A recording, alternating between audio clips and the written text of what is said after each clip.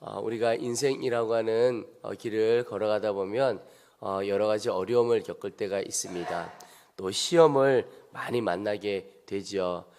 그런데 그 시험이 우리가 느끼기에 참 어렵고 힘들게 느껴질 때가 많습니다. 그래서 사람들이 할 수만 있다면 그 시험, 어려움 만나고 싶지 않기를 원합니다. 만나고 싶어 하지 않지요.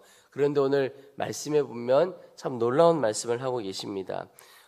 주의 종 야고보 사도가 흩어진 12지파 교회의 성도들에게 문안하고 또 권하는 말씀인데요. 오늘 2절에 보면 내 형제들아 너희가 여러 가지 시험을 당하거든 온전히 기쁘게 여기라 이렇게 표현하고 있습니다. 여러분 시험을 다 피하고 싶어 하죠. 그런데 야고보 사도가 어떻게 시험을 만나면 기뻐하라고 말씀을 하시는가? 하나님께서 시험을 통해서 인내를 이루게 하시고 인내를 이룬 자를 쓰시기 때문에 그렇습니다. 오늘 3절 4절 보시면 이는 너희 믿음의 시련이 인내를 많은 줄 너희가 알미라. 인내를 온전히 이루라. 이는 너희로 온전하고 구비하여 조금도 부족함이 없게 하려 함이라. 이 말씀을 기준으로 이 말씀의 눈으로 성경을 살펴보다 보면 정말 그렇습니다. 믿음의 시련을 통해서 하나님께서 쓰신 사람들이 참 많습니다.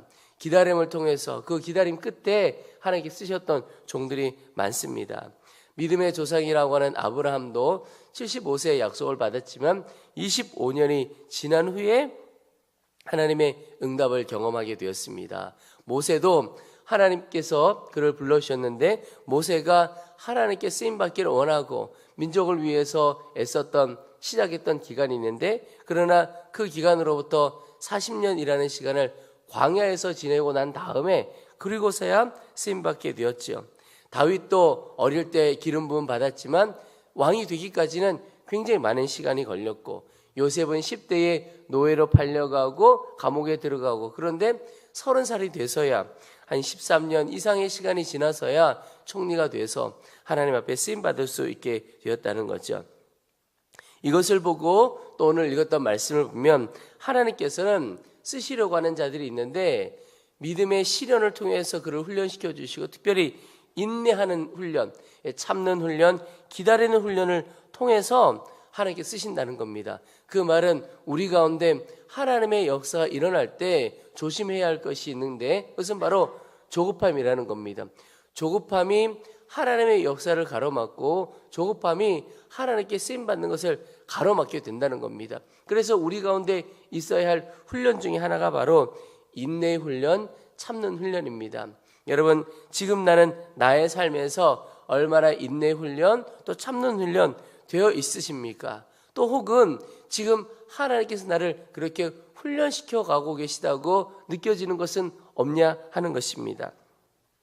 여러분 이제 우리가 어떤 시험을 만날 때 먼저 깨달을 수 있어야 하겠습니다. 하나님께서 나에게 참는 훈련, 인내 훈련을 하게 하시는구나. 이게 하나님의 훈련이구나 라고 깨달아야 하는 겁니다.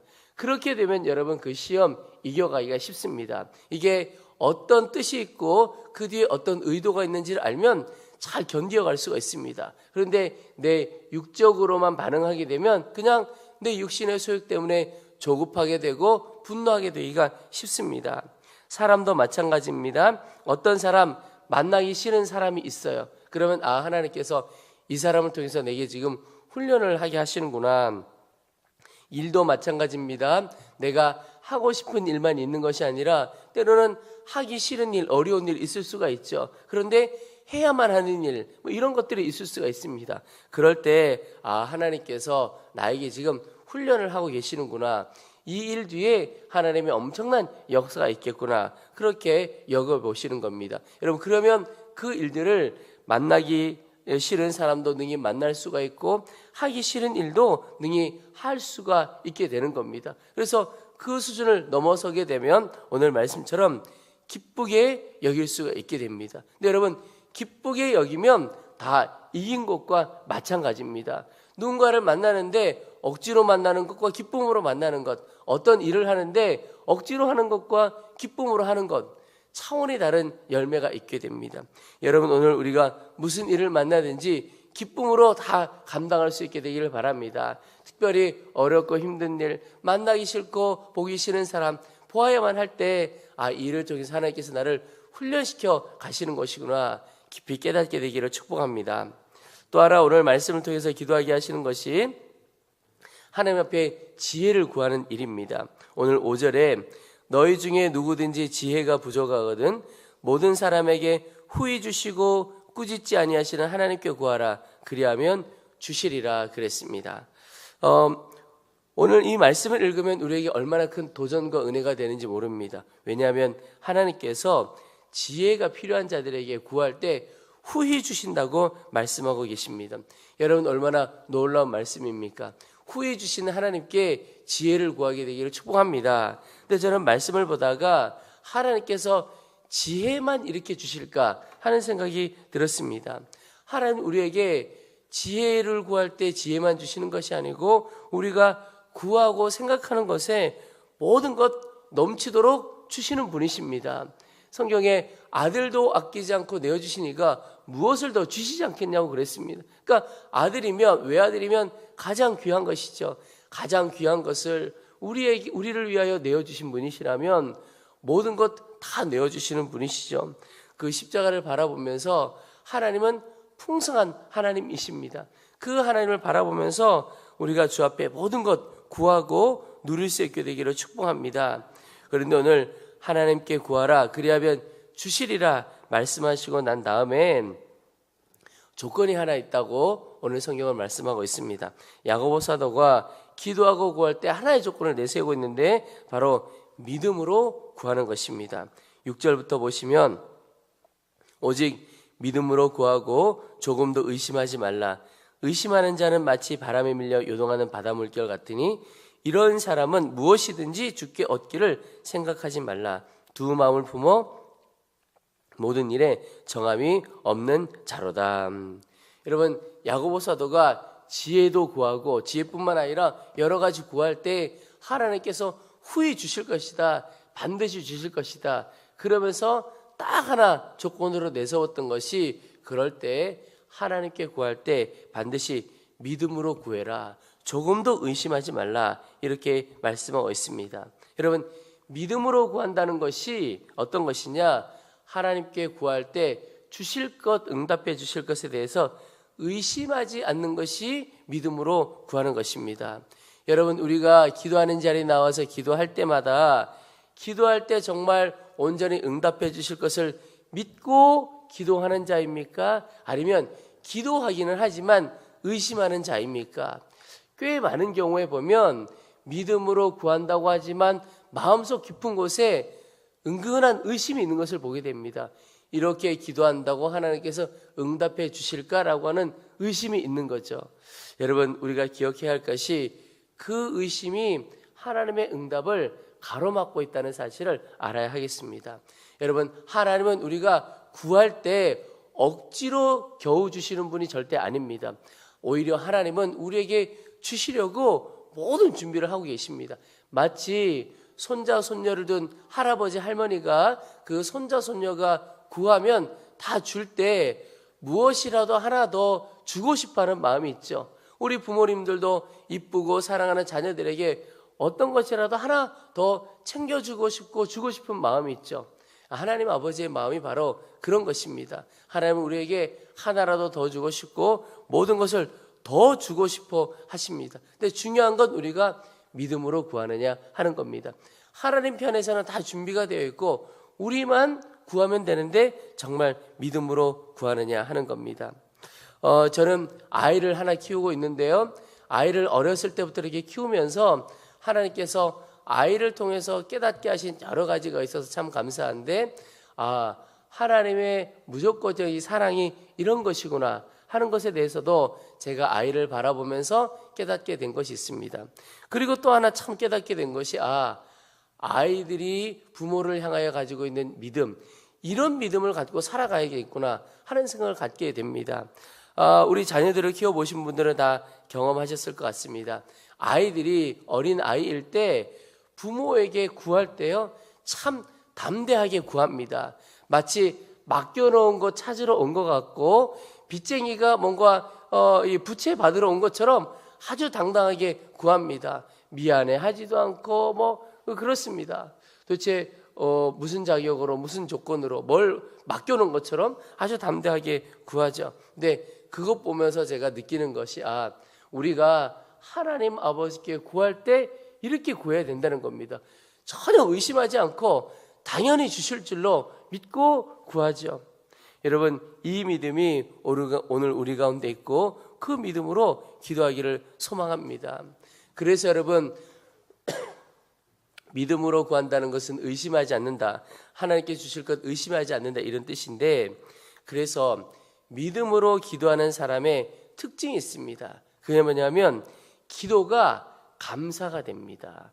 처음에는 불평과 원망으로 그저 필요한 것으로 인하여 기도하기 시작했다 하더라도 그의 기도가 믿음의 기도가 되면, 믿음으로 구하는 기도가 되면 감사로 마무리 지어지게 됩니다. 왜냐하면 이미 주신 것이나 마찬가지이기 때문에 내 손에 아직 오지 않았지만 이미 하나님의 응답은 와 있는 것과 마찬가지입니다. 부르시니가 우리를 공급하시고 부르시니가 우리를 인도하신다, 이런 말씀을 붙들고 믿음으로 기도해 나아갈 때 이미 하나님께서 우리의 인생 책임져 주시는구나, 믿음이 생기고 또 감사가 우리 가운데 일어나게 되죠. 그래서 여러분, 기도할 때 믿음으로 구하고, 믿음으로 구했다는 것을 어떻게 알 수 있느냐? 감사가 내 기도 가운데 나왔다, 그러면 믿음으로 구한 것이 됩니다. 여러분, 오늘 하나님 앞에 구하고 간구할 때 믿음으로 구하고 감사함으로 구하게 되는 시간 되시기를 축복합니다. 그럴 때 하나님께서 반드시 응답해 주십니다. 마지막으로 오늘 기도하게 하는 것이 자랑할 것을 온전히 자랑하는 것입니다. 오늘 9절 10절 말씀에 보면 낮은 형제는 자기의 높음을 자랑하라, 이렇게 표현하고 있습니다. 여기 낮은 형제는 성경에 보면 이 땅에서 어렵게 살아가는 이들을 말합니다. 여러 모습들이 있죠. 재정적으로 어려움을 겪고 있거나 상황이 여러 가지 어려움을 겪고 있거나 그런 어려움을 겪고 있는 자들인데 그들이 자기의 높음을 자랑하라, 이렇게 표현하고 있습니다. 이 말은 이 땅에서는 가난하고 낮은 인생을 살아가는 것처럼 보여도 그가 예수 그리스도 안에서 하나님의 자녀가 되었고 믿음이 부여하고 하늘의 상급이 있다, 이런 뜻입니다. 그러니까 그것 자랑할 만하지요. 여러분, 우리가 이 땅에서 혹여라도 낮은 자리에 살아간다, 절대 낮게 살아가는 것이 아니고 이 땅에서는 낮게 살아간다 하더라도 예수 그리스도 붙드는 인생은 하나님 나라에서 엄청난 상급이 있고 엄청난 자리가 예비되어 있음을 믿어야 하는 것이죠. 그래서 그것 자랑할 만하다 하는 것입니다. 여러분, 이 눈이 열려지면 이 땅에서는 작고 연약하고 어려운 인생을 살아가도 담대하게 살아갈 수가 있습니다. 그 어떤 것으로 인하여 위축되고 연약하지 않고 오히려 더욱 담담하게 살아갈 수 있는 거죠. 영원한 하나님의 나라에서 존귀한 자임을 기억하는 겁니다. 그리고 우리가 자랑할 것은 바로 그것이라는 거죠. 10절에 보면 부한 자는 자기의 낮아짐을 자랑할지니 이는 그가 풀의 꽃과 같이 지나감이라, 이렇게 말씀하고 있습니다. 이 말은 부한 자가 자기의 부함을 자랑할 것 절대 아니다, 이런 뜻입니다. 여러분, 우리가 이 땅에서 살아가면서 얼마나 많은 사람들이 나의 소유, 나의 가진 것, 나의 부함을 자랑하고 싶어하고 또 실제로 자랑하며 살아가죠. 근데 그거 자랑할 게 아니고 오히려 자기의 낮아짐을 자랑하라. 여러분, 이 말은 결국 이 세상은 유한하다, 반드시 끝이 있고 우리 한 사람 한 사람이 하나님 앞에 서게 될 때가 반드시 온다, 이런 뜻이죠. 여러분, 마지막 날이 온다면 그 마지막 날을 준비하며 살아야죠. 그저 이 땅에서 내가 자랑만 하며 살아갈 것이 아니라 그 마지막 날에 하나님 앞에 서서 하나님께서 나를 어떻게 불러주실까, 이게 훨씬 더 중요한 문제인 겁니다. 그래서 그 마지막 때 주님 앞에 설 것을 생각하면 단순히 내가 이 땅에서 부요함, 자랑할 만한 것이 아니라는 겁니다. 오히려 이 오늘 말씀처럼 낮아짐을 자랑하라, 내가 낮은 곳에서 섬기고 또 오히려 하나님의 눈으로 세상을 바라보고 이것 자랑하며 살아야 한다는 것이죠. 마지막 때를 바라보고 하나님의 나라 바라보고 영원한 생명 바라보고 그래서 그것이 우리의 자랑이 다 되어지기를 소망합니다. 그래서 낮은 자는 하늘의 영광을 바라보고 그것 자랑하고, 부한 자는 자기가 하나님 앞에 설 때 마지막 날 때가 있음을 기억하면서 또한 하나님의 나라를 보며 자랑하는 삶, 그것이 우리가 이 땅에서 주의 손 붙들고 사는 영광의 삶, 하늘을 자랑하는 삶이 될 줄로 믿습니다. 그에게 하나님께서 큰 은혜로 역사해 주실 줄로 믿습니다.